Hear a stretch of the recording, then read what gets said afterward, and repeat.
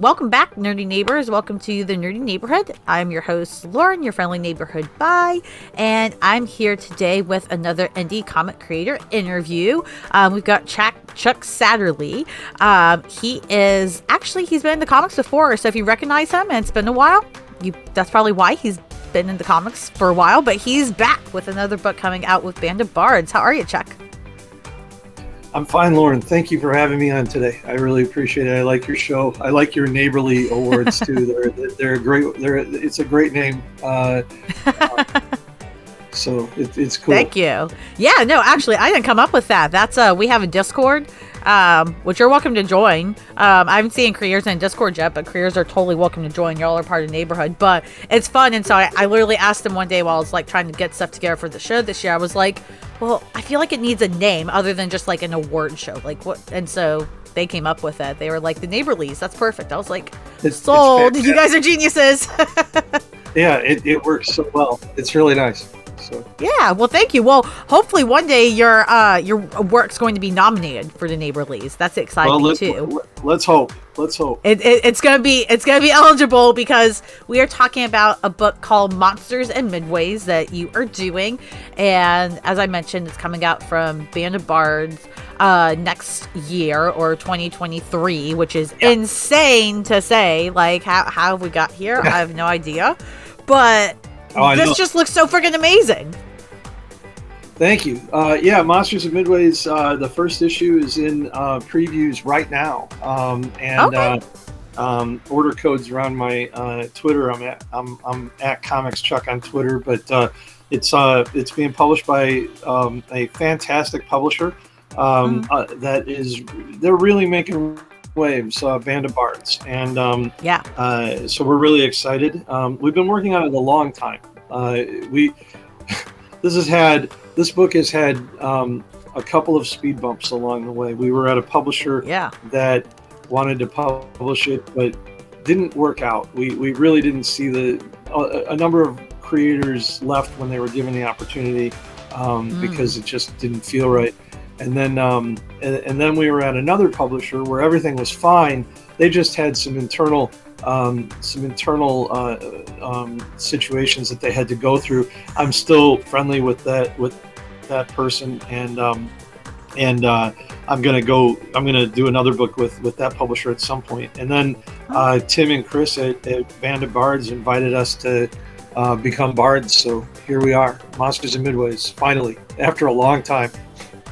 Right. It's crazy. It's more often than I thought it would be that I hear creators say, yeah, I've been working on this book like 2 to 8 years, like anywhere in that time frame. It seems a lot more common.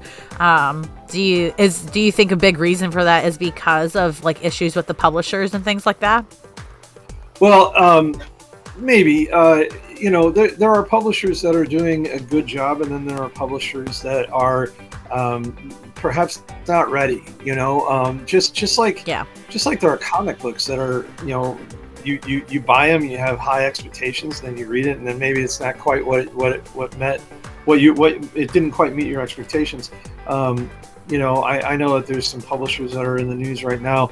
I don't know if, like, the one publisher I don't know if that's a nefarious issue or not, but the publishers that we were at, we had two completely different situations. One, it wasn't so good, and I don't want to talk about them out loud. It's not my way. I'm old school, and then the other one, they're perfectly good guys, and they just they're still publishing. They're doing fine. The first one, they are not. They're not Diamond anymore. But the first one is, or the second one is, and they're doing fine now. And I'll publish with them at another point. But it's a tough game. It's a rough road, and if you don't have a plan and stick to that plan, and if you don't know what you're doing, you won't survive in the comic book world. That's why I'm really happy to be. I'm with two publishers right now for 4 books in 2023. Yeah. I'm with one publisher that is one of the oldest small press publishers in the industry, and then I have one publisher that's one of the newest, but really amazing guys with a great plan and a wonderful, wonderful outlook. So it's kind of cool that the two different publishers. The other publisher is Devil's Due, and Yeah. they've been around since 2000, so they're in their. I think they're in their 22nd year. That's Josh Blaylock. That's amazing, and it's really cool. Like you said, when you get to kind of have, two things going on at least. Like two different publishers. You've got these different projects in the works. So even if something doesn't work in one place or with one publisher or what have you, you know that you've still got this other thing going, or you have this other option to look at. And it sounds like you already knew that from the get-go. Trying another publisher didn't work, so you said, all right, we're gonna keep going. There was that perseverance there. Yeah, and luckily Monsters never got. I think it got solicited by the first publisher one time, but that publisher had made a mistake. It wasn't even ready at that point. This is well over a year ago now, so this is actually the first time Monsters and Midways has been solicited right now. So there's no other copies out there. There's no other anything, So this will be it'll premiere at the end of March from Band of Bards, and the first copies to be shown to the world will be at C2E2, which is my hometown show. So that's kind of cool. Yeah, that is really cool, and that's a big show too. So that's not like a little town in the corner show. That's huge. So for people that are wanting to know, obviously, you've already gone through so much just to get this book made and get it out there and find the right publisher. What is it about? What makes Monsters and Midways? Sure. Well, the elevator pitch is pretty simple. We have a 1970s heavy metal guitarist in Chicago who hasn't gotten very far with his songs about wizards and elves and magic. So let's see how he does with the real thing. He's a latent barbarian. In our world, a barbarian means that you can wield magic weapons.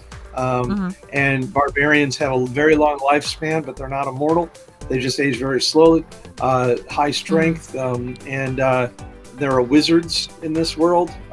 There are good and bad wizards. The wizards are immortal, but they're kind of like Highlander. They can be killed with magic. They aren't going to die in the book. And then there are makers. Makers create magical weapons, and which the barbarians use. And then finally, there are elves. In the world of Monsters and Midways, there is dark and light magic.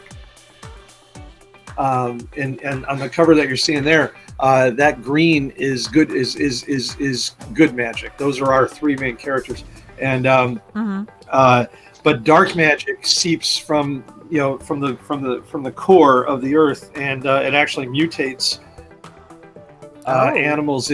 Dark magic is responsible for almost every monster story you've ever heard, from the Abominable Snowman to Bigfoot to Loch Ness Monster to all of them. All it was is dark magic mutating animals, and so from the beginning of time, wizards have been keeping the dark magic at bay with elves. Elves are good at making seals to keep the dark magic at bay. Long story short, one wizard goes rogue. Over the years, now there are only two wizards left, and the dark wizard, he has found a huge patch of dark magic in Chicago, and he wants to mix that with a nuclear power plant that's being built, because that was a big thing in the 70s. And he wants to mix dark magic with nuclear energy, and he's one of those guys that just wants to see the world burn. And our wizard, our barbarian, our maker are going to stop. I love it. I feel like this premise, it encapsulates like so many different things people can enjoy.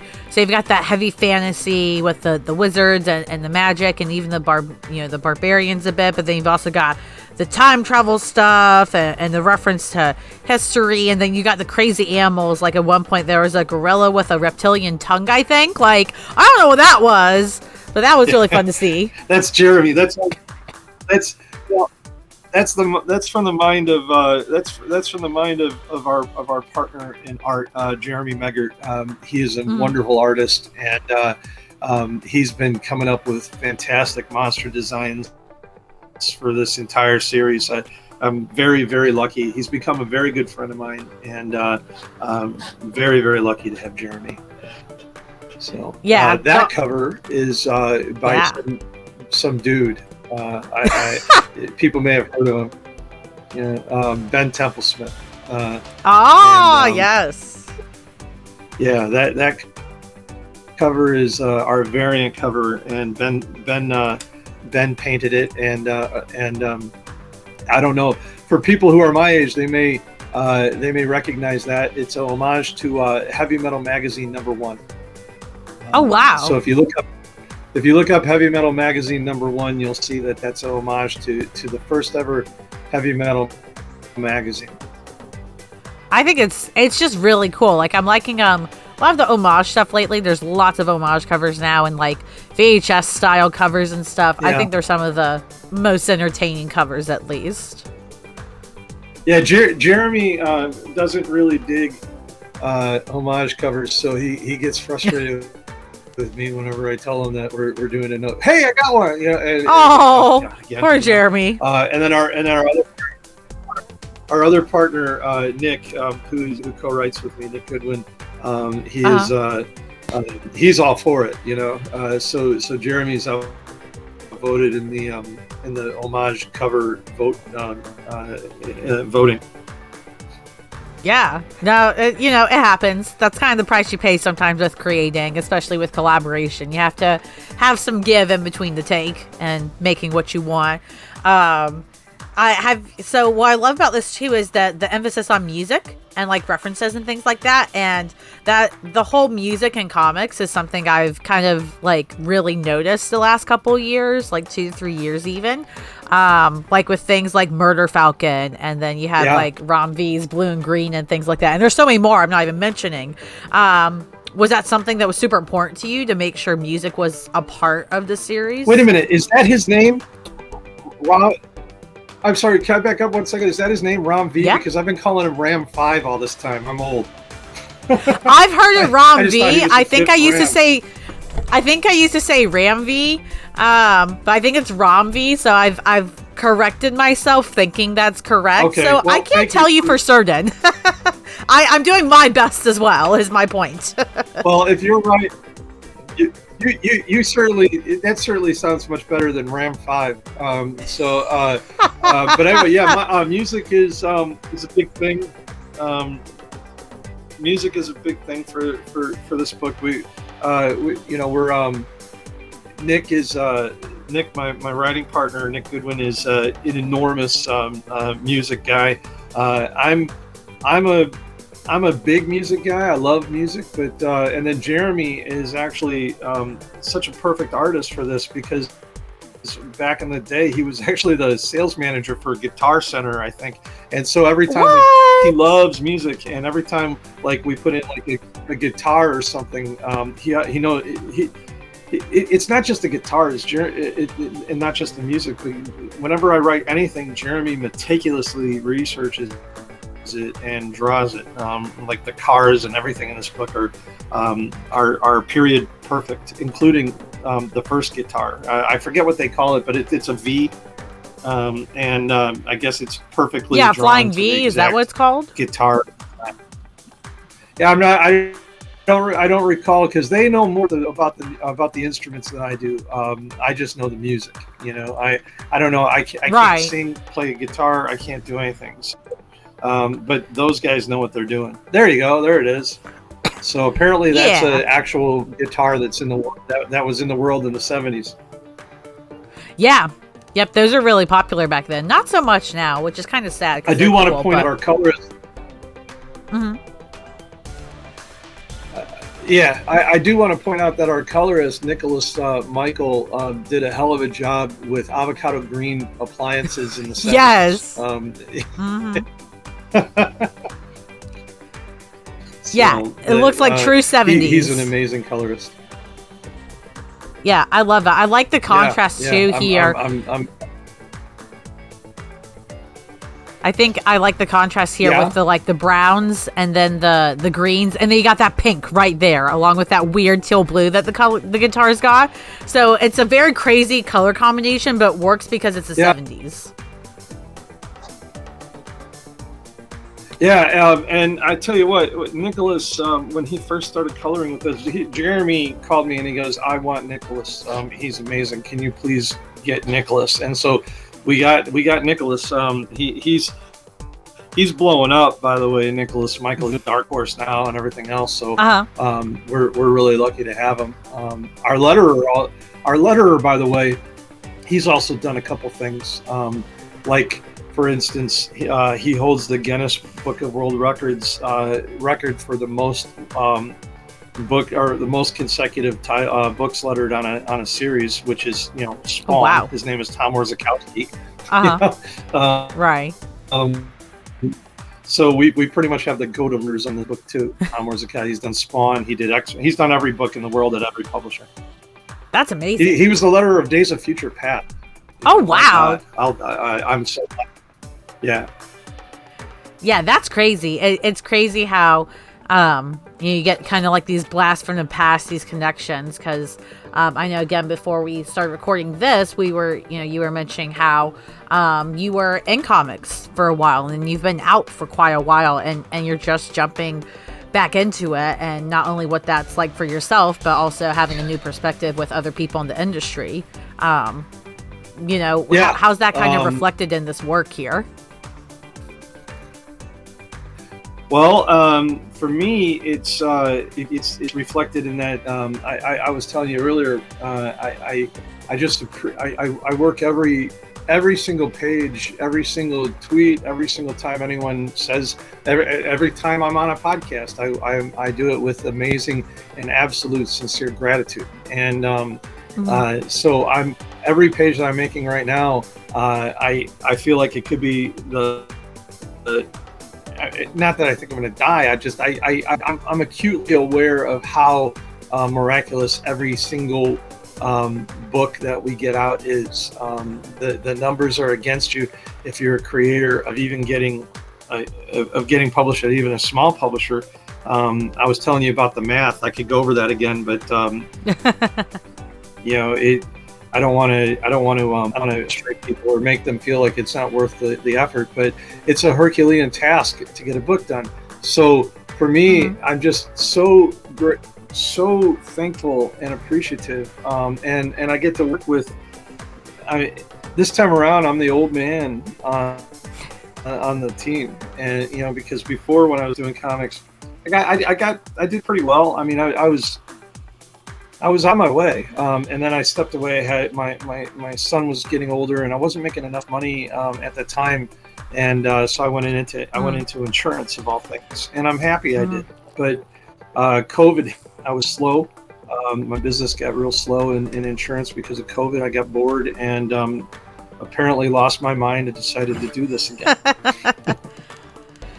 It's always so here I am, but yeah, it's always funny hearing stories like that, in terms of, not the build up to it, but just like you said, of like, well, somehow I lost my mind and got back into the creativity. I feel like that's what happens with a lot of, creative or art ventures that anybody does. People are like, well, I lost my mind to do it. It's like, why can't you think you're completely sane to do that? It's not the making of the comics that is what I refer to as losing my mind. It's the business of comics. It's tough, and to do it properly. This is the week between Christmas and New Year, right? It's the week that most people in my profession, at my age, relax. I have spent about 27 hours since Tuesday morning marketing. Emails, calls. I was talking to libraries, and so it's the business of it. But the making of it is absolute and complete, pure, unfettered joy, and doing it with the people I'm making the comics with has been so amazing, because the people I'm doing the comics with, like MONSTERS MIDWAYS, Nick Nick, my writing partner on this book, he's my buddy, and he was my neighbor. And you know, I've said this before, but you know, when you're in comics, whether you've been in comics for a while or not, when you've actually done comics, you ultimately have friends and family members who are going to come at you and say, you know, it would make a good comic, right? And then they tell you their idea. I'm not trying to, you know, no offense to any of my family members or friends who are listening to this at some point, if they ever do. But yeah, normally they're terrible ideas, and be that person, and you don't want to hurt their feelings. You're like, oh yeah, that's something to think about there. Perfect. I'll keep it in mind. I'll put it in my pitch box. And I just put it right up in here, and let's get back to Thanksgiving now. You know, so Nick did exactly that. Like, you know, Nick is my age. He's never been in comics before. He's a cop at O'Hare Airport. He's a Chicago police officer at O'Hare Airport, and he's a huge comic book fan. And he goes, you know, it would make a good comic, and you know, and he told me, and I was like,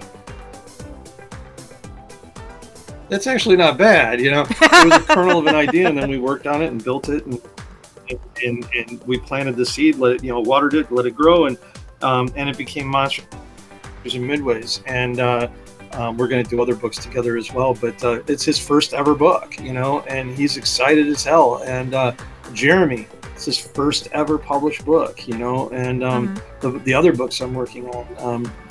No Other Gods is kind of a veteran book. My friend Neil and I are doing it with Mark Stegbauer. All three of us have been around a long time, and we've all got books done. So it's not as fun. It's a good book, but it's not as fun because everybody there is more about the business. Like, let's just put our heads down and work. Yeah. You know, all right, guys, we're back in the office. But then there's the Claims Adjuster, which is coming out from Devil's Due. That is a different story because Neil, my partner on No Other Gods and I, we're doing that book story-wise. I'm doing the scripts and he's doing layouts. But our artist is a person named Laura Helsby, and they're just absolute, unadulterated. It's so fun to watch them do this. It's their first book too, and they are just they're so talented and they're so young. I'm just so it is a joy to watch them work and to see the pages come in. And then we're doing. I have a fourth book called Christopher Kubrick, Nebraska, and Matilda Saved the World from Fucking Nazis. And oh my gosh! That's that's amazing. Christopher Kubrick.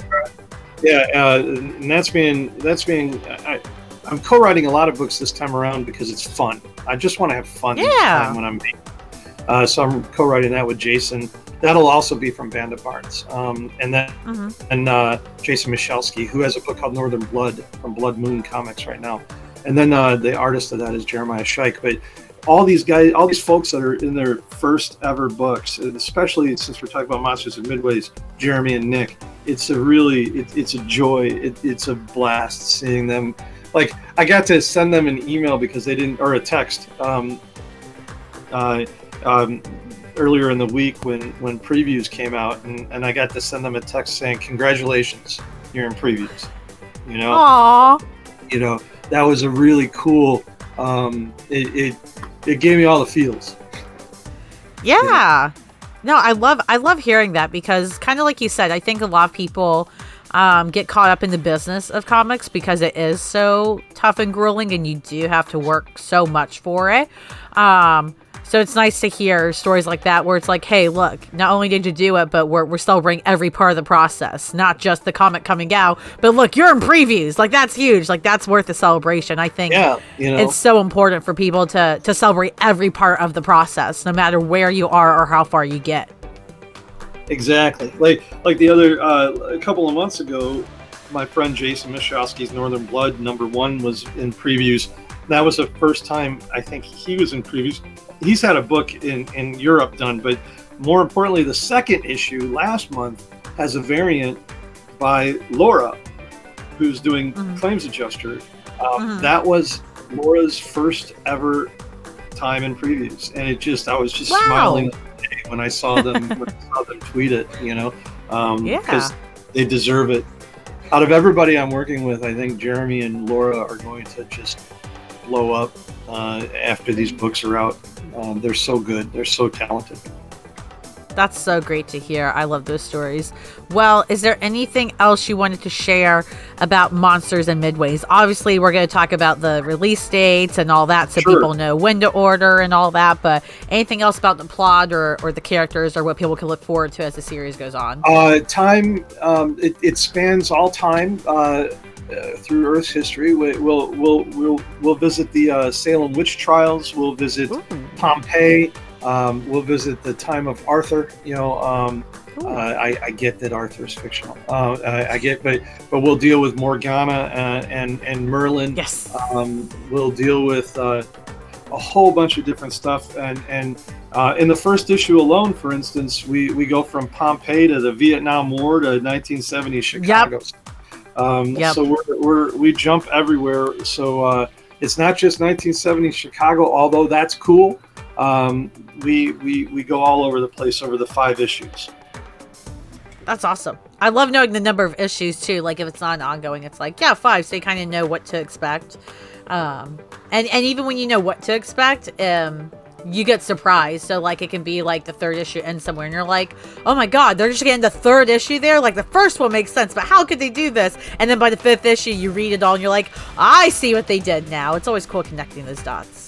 It's fun writing the dots. So it's fun, and like I just saw the issue 3 colors today for the first time from Nicholas, and and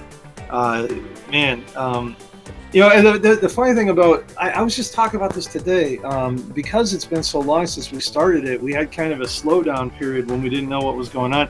So I'm getting to see like issue 5 pages right now from Jeremy that are done a year after over a year after he did issue 1, because I mean, honestly, we didn't need it, right? So we weren't on a schedule, so we went slow. Jeremy's in overdrive right now, but it's so weird to see these pages coming in now, because they're even better. Like you work with someone and you think they can't top this page, and then they top the next with the next page, and then the next page, and Jeremy is like Laura and Neil, but all of them, but Jeremy is just exponentially. I thought he was amazing when I started working with him, and now the stuff he's turning in. He just sent me a page today. It was just it was spectacular, absolutely amazing. So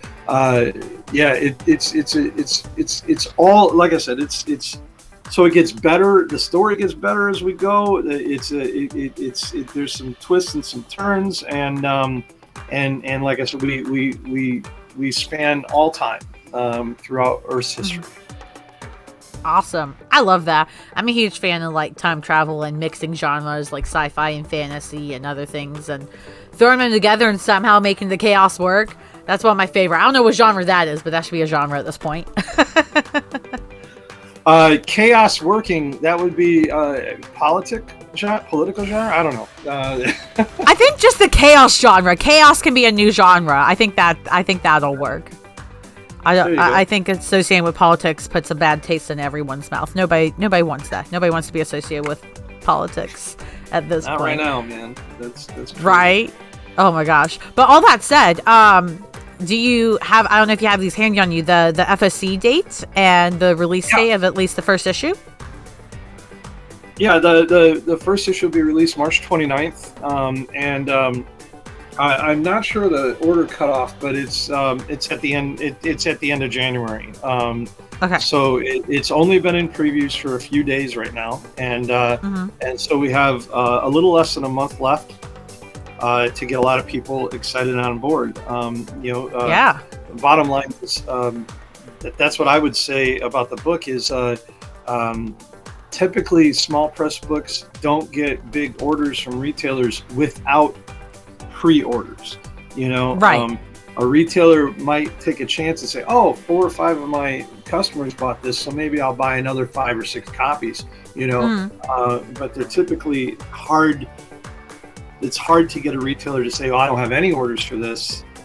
I'll order some, because in the end, they're business people, and they have, you know, if they buy 5 copies of Monsters and Midways knowing nothing about it, or 5 copies of Batman, you know, you probably sell more Batman. So you gotta give retailers a reason to want to purchase it. You know, they're business people. I don't blame them. Yeah. No. Like you said, there's always, especially in this business, but any business, especially any arts related business, there's always trying to find that balance between the business and the creativity, and you're never going to have a perfect balance. It's near impossible to do such a thing. So you just got to do the best you can. You are right. Well, awesome. So in case you guys missed it, final order cutoff will probably be end of January, but you guys can always I'll have Chuck plug his own social media and such in a minute so that you guys can keep up with him. I'm sure he will post when it's out, and release date will be end of March for issue 1. It's already solicited, which most likely means, depending on your shop, you can order it from them, so get those orders in as soon as you can, because like Chuck said, like, the more pre-orders a book has, the better, especially indie titles. So do them a favor, pre-order it. It's going to make them happy. It's going to make your retailer happy.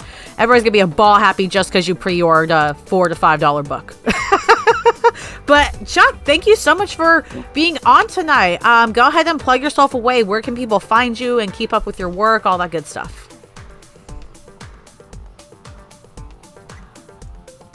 Well, thank you, Lauren. I am at, my website is easy to remember. It's defectivecomics.com. That's with an X, defectivecomix.com. My Twitter is at comicschuck, COMICSCHUCK. I now have a TikTok. That's my 20-year-old son running that. And it's in our first video, which is Monsters and Midways, went up yesterday. It's at comicschuck as well. And then my Instagram is at comicschuck. And I have a Facebook page too for Defective Comics, but we don't really, sorry, Mark Zuckerberg, we don't really use Facebook that much right now. So I know that Mark Zuckerberg's probably very sad. You know, oh yeah, he's devastated. I know. Devastated. We instead of working with that billionaire, we decided to go and work with the crazy billionaire who's turning Twitter into a tire fire. So. Yeah, you know, it was a tire fire before, but now it's just not a fun tire fire. Like, at least it was a little more fun. Now it's just a little more like, like, it's not the fun chaos. There's still some. Yeah, no, it's what it is. More, yeah, here we are back to our new genre, Lauren, chaos.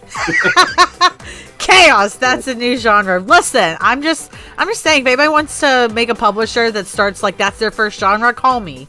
Like, I just want like a low royalties. Y'all can take most of the money for that idea. But thank you again, Chuck, for coming on. Thank you so much for plugging yourself. Those of you guys watching this at home later, I know you're super lazy like me, so don't worry. I'll make sure to put all those links in the description below, so you can just click a couple times and support Chuck, support his work. Hopefully order Monsters and Midways. It's going to make all the difference. Thank you again, Chuck. Lauren, thank you very much. You have a great show. I really appreciate the time, and I'm in your debt. Thank you, Lauren.